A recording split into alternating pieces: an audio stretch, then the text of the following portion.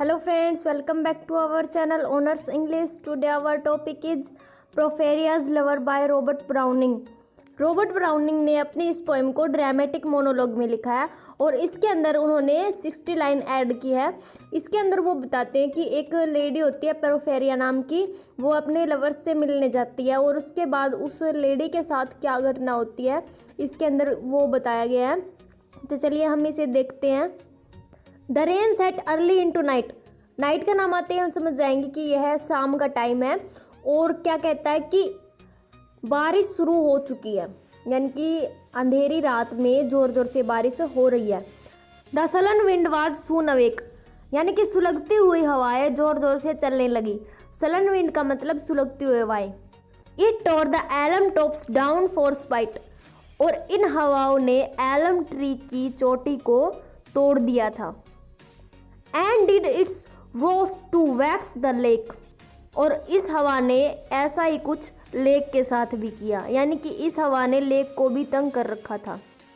I listen with heart fit to break when glided in Porphyria, यानी कि मैंने अपने टूटे हुए दिल से वो आवाज़ सुनी जब प्रोफेरिया अंदर आई, यानी कि जिस कमरे में जिस कॉटेज में वो बैठा हुआ था वहाँ पर प्रोफेरिया की एंट्री हो गई।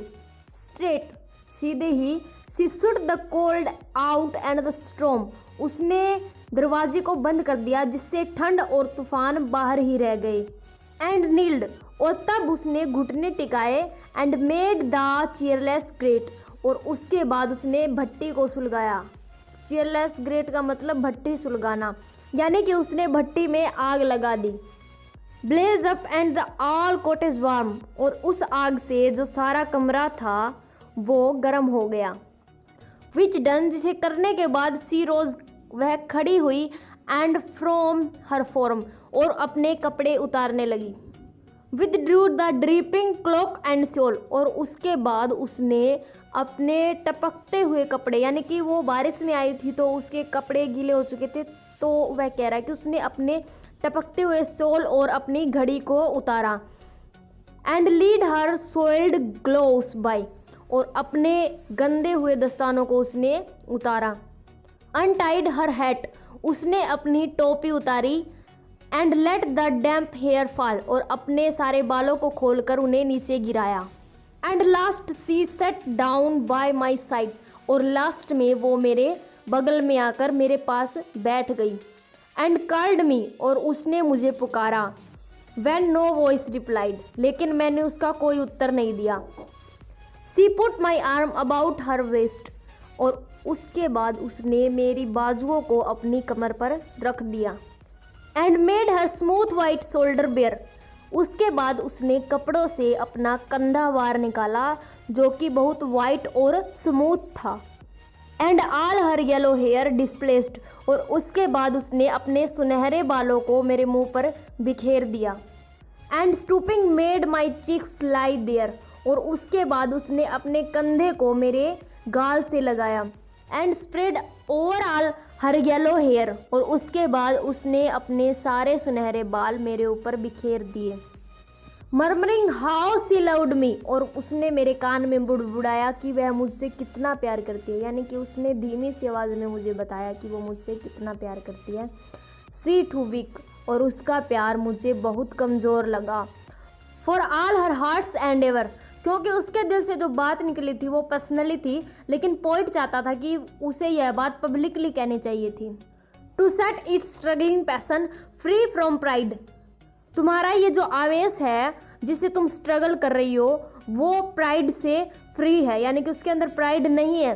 एंड वैनिटी टाइज डिसीवर, और जो तुम्हारी वैनिटी है वो हमें कभी एक नहीं होने देगी, यानी कि वैनिटी जो तुम्हारे साथ है उससे तुम कभी मुझसे प्यार नहीं कर पाओगी।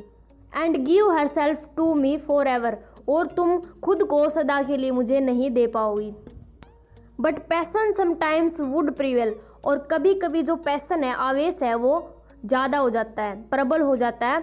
नोर could tonight's gay feast restrain, और इसीलिए तुम रात की एक आलिशान पार्टी को छोड़कर मेरे पास आई हो। A sudden thought of one so pale, और तब मेरे दिमाग में अचानक से एक विचार आया।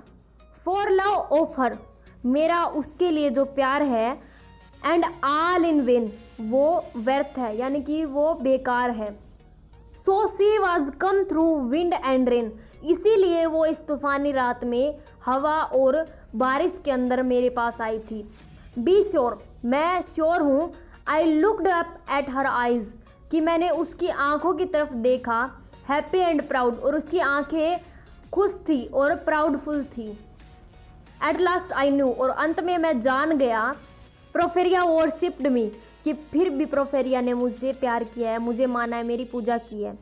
Surprise made my heart swell, मुझे ये जानकर हैरानी हुई और मेरा जो दिल है वो खुशी से फूल गया। एंड स्टिल इट ग्रू, और जस्ट ही वह बढ़ रहा था, यानी कि वो जो प्यार है वो बढ़ रहा था। While I debated what to do, और तब मैं खुद से ही डिबेट कर रहा था कि मुझे क्या करना चाहिए, यानी कि मैं क्या करूं अब। That moment she was mine fair, और इस समय वो मेरी थी, सिर्फ मेरी। परफेक्टली प्योर एंड गुड, और तब अच्छी तरह से आई फाउंड ए थिंग, मैंने सोचा टू डू, कुछ करने का। एंड हर हेयर, तब मैंने उसके बालों को in one long yellow string I wound 3 times her little throat around, और तब मैंने उसके सुनहरे बालों को 3 बार उसके गले के चारों ओर घुमाया, यानी कि उसके गले के चारों ओर उसने उसके बालों को लपेट दिया। एंड स्ट्रेंगल्ड हर, और उसका गला दबा दिया। नो पेन फेल्ट सी, और उसने कोई दर्द महसूस नहीं किया। I am quite sure she felt no pain, मैं पक्का श्योर हूँ कि उसने कोई दर्द महसूस नहीं किया होगा, क्योंकि वो भी मुझसे प्यार करती थी और मुझे पाना चाहती थी। As a shut bud that holds a bee, जैसे कि एक मधुमक्खी को कोई कली अपने अंदर बंद करके रखती है। आई वेयरली ओपनड हर लीड्स, मैंने बड़ी सावधानी से उसकी आंखों की पलकों को खोला। Again laughed the blue eyes without a stain, और दोबारा से मैं उसकी नीली आंखों पर बिना किसी शर्म के हंसने लगा। And I untightened the next tress about her neck, और तब उसके बाद मैंने उसकी नेक से उसके बालों को हटाया, यानी कि उसके गले पर जो बाल लिपटे हुए थे मैंने उनको हटाया। Her cheeks once more blushed bright beneath my burning kiss, और मेरी बर्निंग किस के बाद उसके गाल और भी ज़्यादा चमकने लगे। I propped her head up as before, मैंने उसके सिर को वैसे उठा दिया जैसे कि पहले था। Only this time my shoulder bore her head, और इस समय पर ही उसका जो सर था वो मेरे कंधे पर था। Which drops upon its still the smiling rosy little head, उसका छोटा सा प्यारा सा जो सर था वो अभी भी मेरे कंधों पर ही पड़ा था। So glad it has its utmost will, और मैं ये जानकर खुश हूँ कि यह उसकी इच्छा थी कि वह मेरे साथ रहे। दैट ऑल इट्स कोन एट वंस इज फ्लीड, और उसे मारने का एक फ़ायदा यह भी हुआ कि वो जो चीज़ें पसंद नहीं करती थी वो उनसे दूर चली गई है। एंड आई, और मेरा फ़ायदा यह था कि इट्स लव, उसका प्यार, आई गेंड इंस्टीड, और मुझे वो पूरी तरह से मिल गया है। पोरफेरियाज लव, पोरफेरिया का प्यार। सी गेस्ट नोट हाउ, उसने कभी सोचा भी नहीं होगा। Her darling one wish would be heard, कि कैसे उसके साथ रहने की विश सुनी जाएगी, यानी कि कैसे उसकी विश पूरी होगी। एंड दस वी सिट टुगेदर नाउ, और अब हम दोनों एक साथ बैठे हुए हैं। And all night long we have not stirred, और पूरी रात हमें किसी का डर नहीं था, क्योंकि लोगों को कोई ऑब्जेक्शन नहीं था कि पोरफेरिया मेरे पास थी। And yet God has not said a word, यहाँ तक कि भगवान ने भी एक वर्ड तक नहीं बोला, यानी कि भगवान को भी ऐतराज़ नहीं था।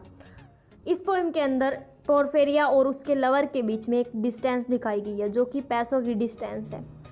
लोग उनकी मैरिज को, उनके प्यार को कभी एक्सेप्ट नहीं कर सकते थे, इसीलिए पोरफेरिया के लवर ने उसे मार दिया ताकि वो पूरी तरह से उसकी हो जाए और पूरी ज़िंदगी उसकी बन के रह सके, क्योंकि दुनिया उन्हें कभी भी एक साथ नहीं देख सकती थी।